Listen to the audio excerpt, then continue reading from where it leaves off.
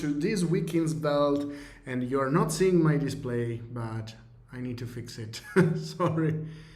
Okay, let me fix it. Now you should see my display. And welcome to this week in Svelte, episode 105. Today it's an early episode because we have the maintainers meeting later, so it's a chill episode. We will go over the changelog and chit-chat a bit if there's something to chit-chat. So let's jump right into it. We have our first release 4 days ago for Svelte 5.33.2. We have this correctly parsed escaped Unicode characters in CSS selectors. This is another thing, like in the Svelte compiler has one ginormous file only to escape Unicode characters. It's a mess. We also have don't mark the rise as clean if updating during a teardown. So this was a bug that was actually reported on Reddit, and we found it. So as a don't worry, you can open up an issue on GitHub, it's easier to track.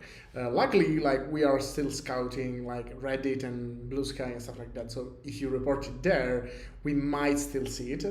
But yeah, this was a bug that was reported on Reddit, and Rich actually figured it out on the spot. Basically, he answered the question on Reddit and say, yeah, we'll probably fix it like this, and in that night it was fixed. So pretty cool. And this was basically a problem where if you updated a derived during teardown, it was marked as clean, and so the next run was not updated to the latest value. So it was an interesting bug.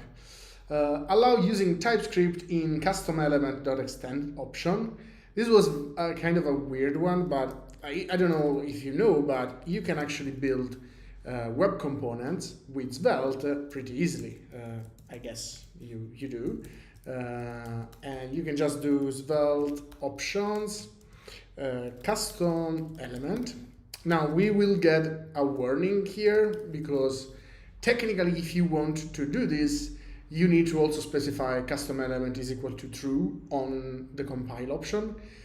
This will still produce a custom element, but it will not produce we are still doing the warning because if you want to build custom elements, it's better to have it globally, and then you only use Svelte components specifically. But this example, actually, let's not specify the tag so that the REPL will not complain.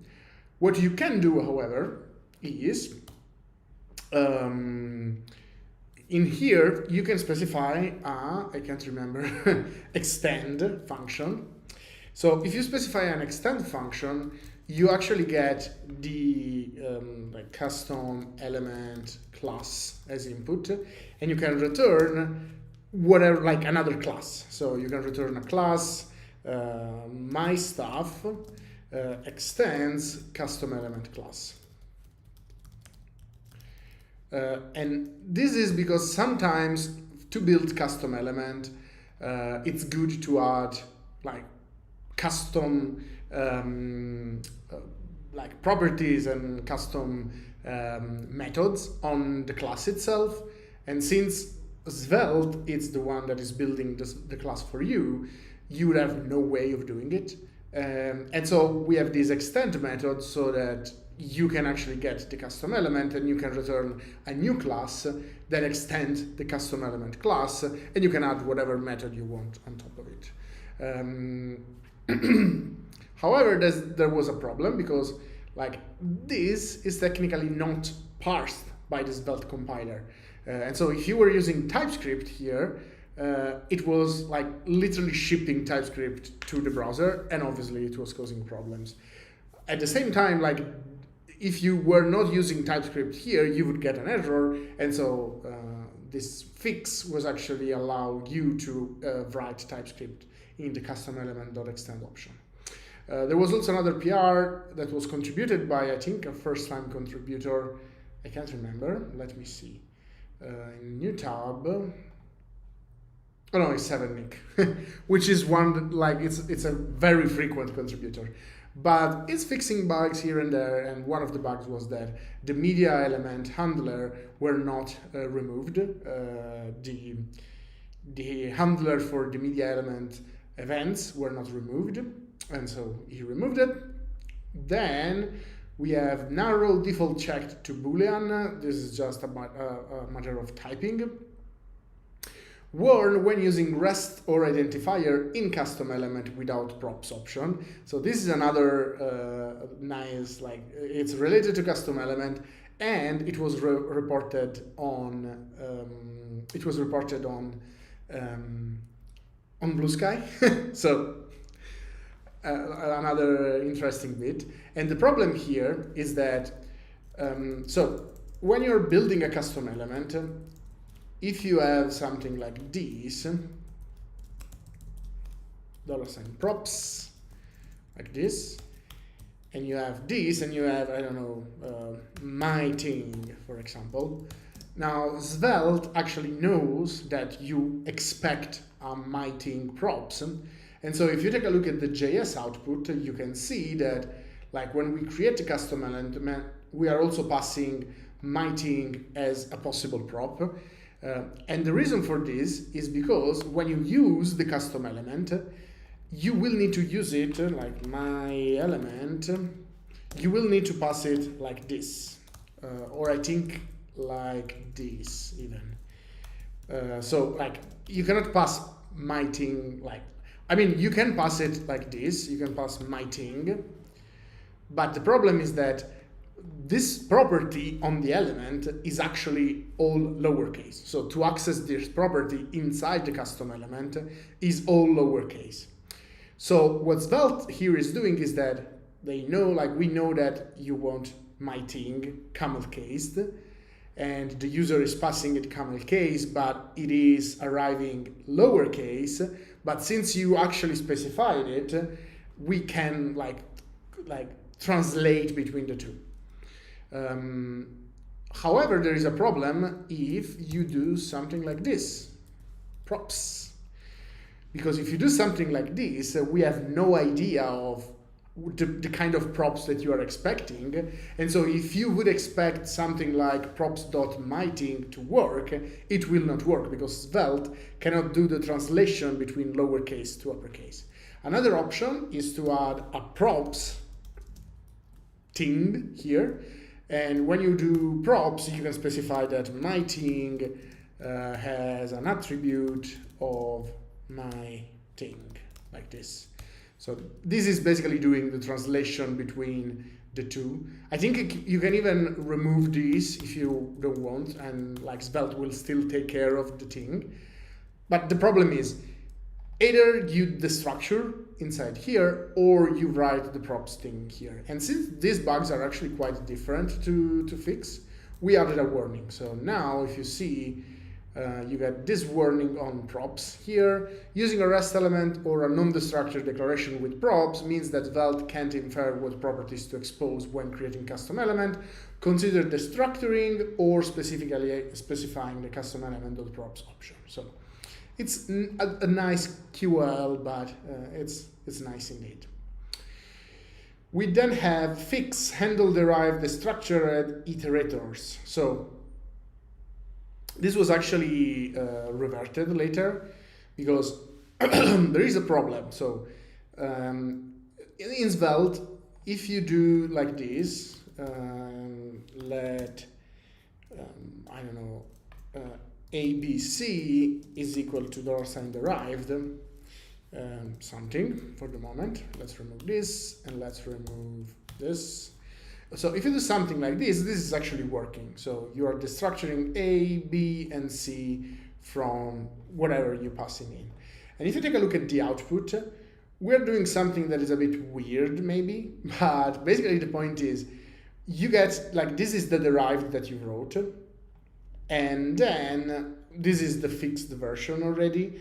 So before there was no such thing as this, and then we were doing, okay, a is equal to get the derived at 0, b is equal to get the derived at 1, and c is equal to get the derived at 2. Which is something that basically allow you to have the derivation, like the structuring to work, because these become single variables and they are not destructured. Because if you destructure state, for example, it will be that moment in time and it will not be like consistently destructured, like it will not be reactive anymore.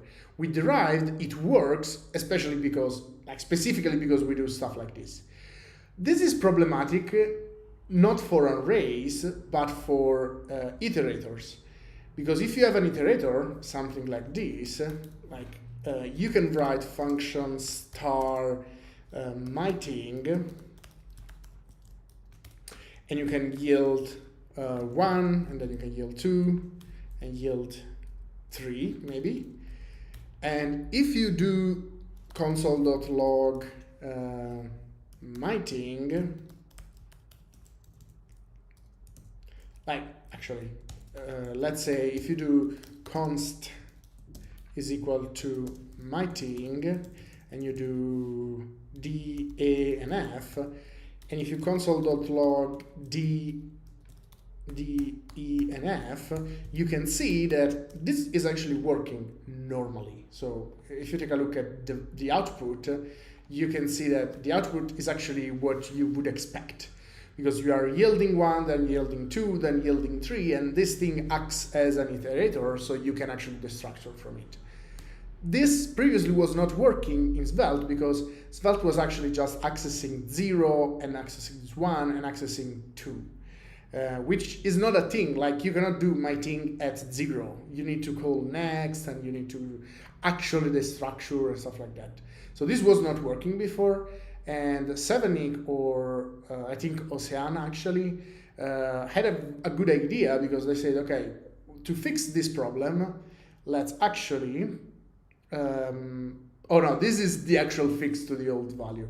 So, sorry. So this was the PR that was opened by Ocean. So basically, instead of doing something like this, it was actually destructuring and then proxifying it and stuff like that. I think it also changed later on. Yeah. But the problem is, like, this has some problems. So now we actually have the right solution, which is that basically we add a new derived here. As you can see, we have a new derived, and that derived is converted to an array inside a specific function, and that is used to destructure then. So yeah. We also avoid rerunning attachment when unrelated spread attributes change. So it was in legacy mode. So in legacy mode, there was this problem where if you had an attachment and you were spreading something into it, oh no, maybe this was actually, sorry guys, I'm confusing, because there was, yeah, this is stable attachment. So the problem was, like, initially attachment worked like within a template effect. So if you were doing something like this, let's say that you had like const like props is equal to $state, and this had I don't know, count is equal to 1, and import create attachment key from Svelte attachments. Okay. So if you do create attachment key, and this was an attachment,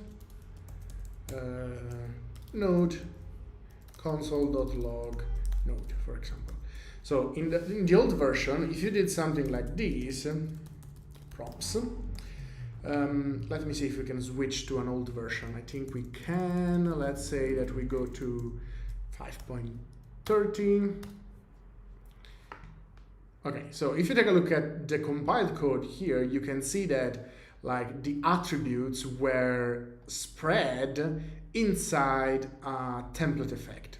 However, this means that the attachment would run every time any of the props changed, because like here inside this template effect, you actually have a dependency on the whole props. And so this was problematic because, like, as you can see, oh, I accidentally opened Safari. As you can see, like, let's say attached, so that we can actually see it. If you then do button on click is equal to props.count plus plus, since that thing has a dependency on the whole props, whenever this changed, the attachment was reattached. And this might not be a huge problem, but like let's say that you are creating something expensive inside the attachment code, and even if you passed something to the attachment as like as a separate function, it will still reattach and it will still rerun. And so like this had to be fixed, and it's actually fixed here. So if you do latest, and we can see that we have a brand new type of attachment, which of effect, which is attribute effect. So inside this attribute effect, obviously this is only used by Svelte. You don't have to care about this. Everything is handled so that like attachments that are the same attachment are not reattached to the DOM, which is good.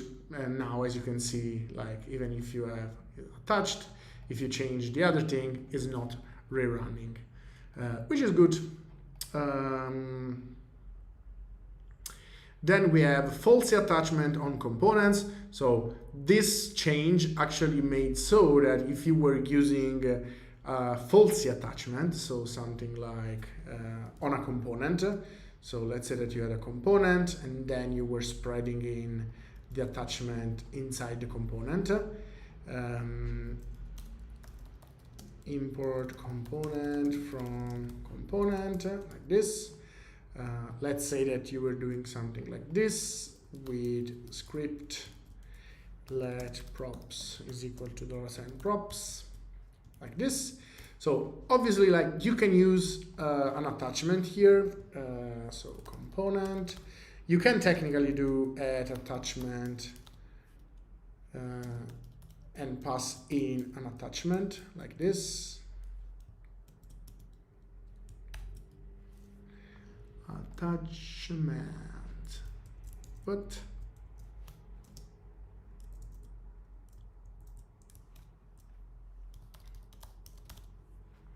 what? Am I writing this correctly?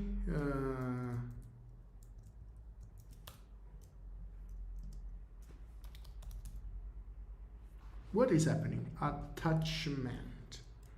Oh no, it's just a touch. Yeah.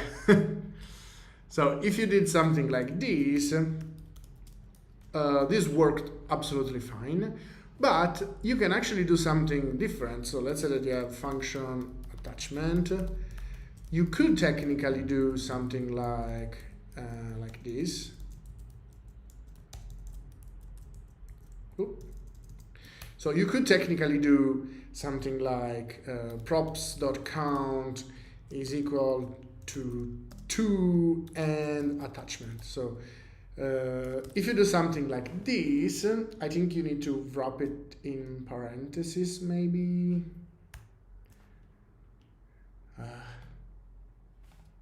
Let me refresh. It's still, maybe this is a new bug. Let's say I do props and attachment. Wait, what is going on?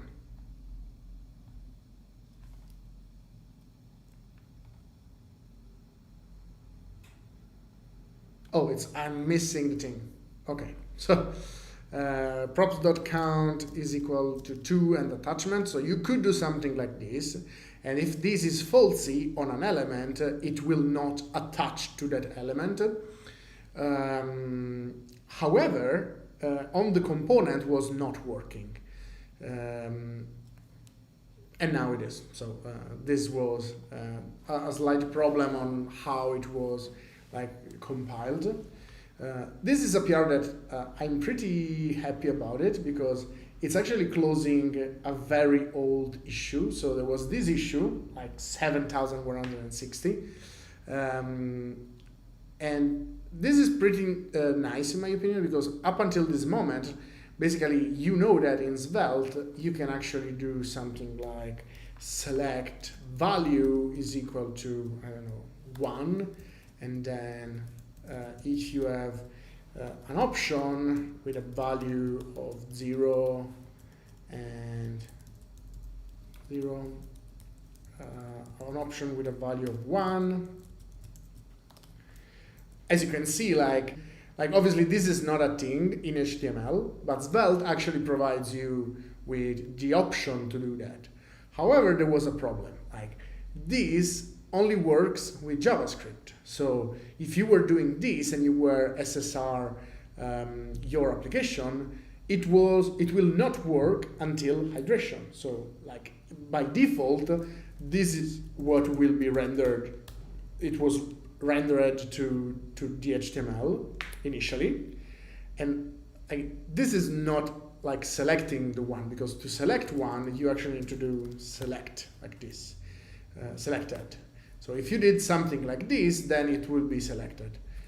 So this was not SSR correctly, basically, and with that PR we actually changed this so that if you write something like this, it will SSR to something like this. So, and it was pretty fun to work on this, and now like this is nice because I'm a huge fan of progressive enhancement, and this actually helps with progressive enhancement because you can actually have a selected option already. So pretty nice. Let's see, fix bind value to select with stores. So this was a byproduct of this PR. It was an issue because basically if you were binding value to a store during SSR, I did a bad thing and I forgot to do something, and so it was trying to like bind to the $sign variable, which obviously does not exist. It's just something, syntactic sugar that Svelte allow you to do, and so it was actually erroring out on the server. Sorry if you've been affected.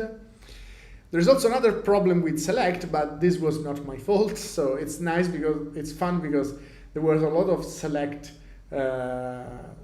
issues, but they actually were related to the stable attachment PR, because the stable attachment PR also moved the select option, so the logic to select an option when it's selected, inside this attribute effect. However, there was a missing check to see if value was in next, and so this meant that if you disabled your select, it was also losing its value. So this also got fixed. This is also pretty nice because after this PR, you can actually do something like this. So up until to this moment, let's say that script, if you did something like this, let's say const number is equal to $state 0,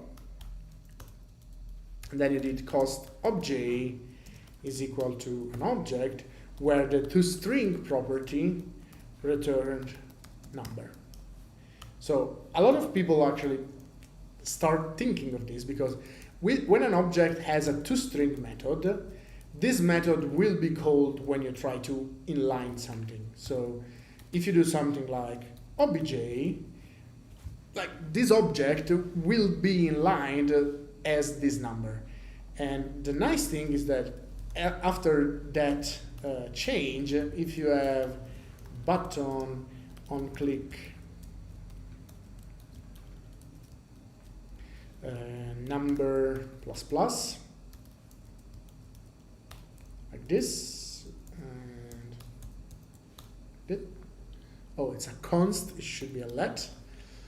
So after this PR, you can see that the reactivity is persisted even if you are reading this number through to string. So if we switch back to an older version of Svelte, let's say 5.30 for example, this will stop working because like this object was not inside an effect, and so even if you read this number inside this template, it will not like keep the reactivity in check.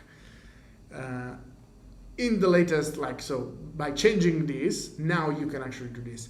And this, I feel like it's especially interesting for classes because it should work the same. So let's say that I have a class, I don't know, my number, let's say that I have a class doubled, right?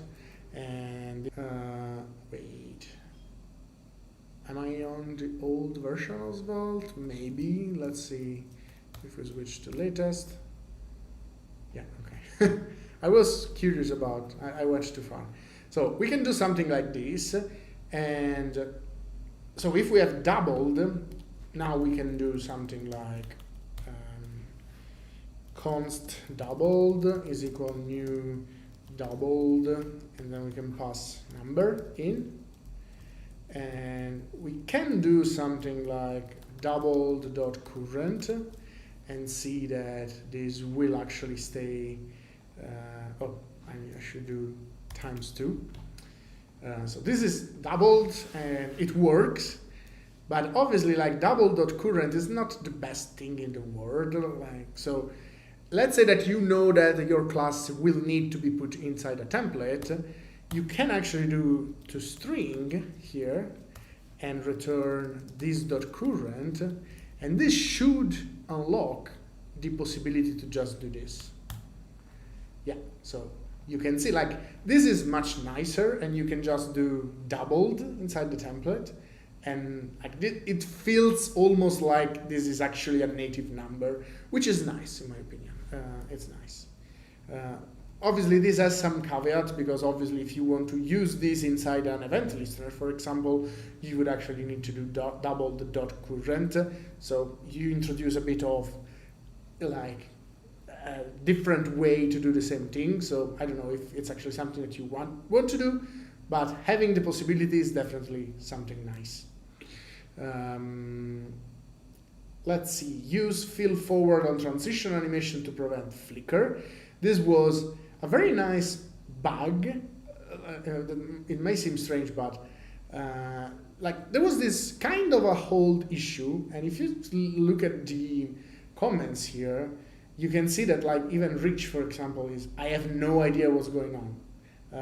That's super weird. Like nobody knew how to fix this, and everybody was like blindly trying to, oh, maybe it's this, and then these guys yesterday say, it seems reasonably easy, and he fixed it, and he opened up PR, and it worked.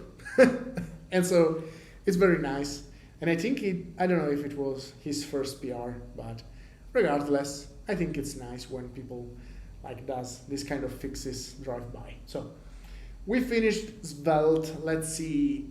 I don't think we have anything for Svelte kit. Let's see if we have anything else. We have something new for SV, which is remove unused import in drizzle schema to fix lint. So if you add drizzle to your application through SV, now there was like probably it was creating some linting issue.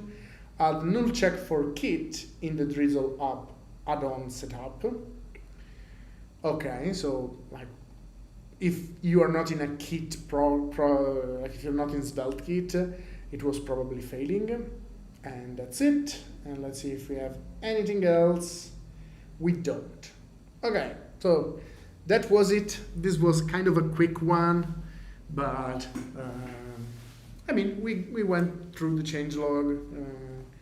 It's nice. It's nice. And next week we should be I think I will need to do the episode earlier, so I might still do it at 3 p.m. My time, so the same time as now. But yeah, I'll keep you posted, and I hope you enjoyed this week in Svelte. I hope you learned something, and I'll see you guys next week. Bye.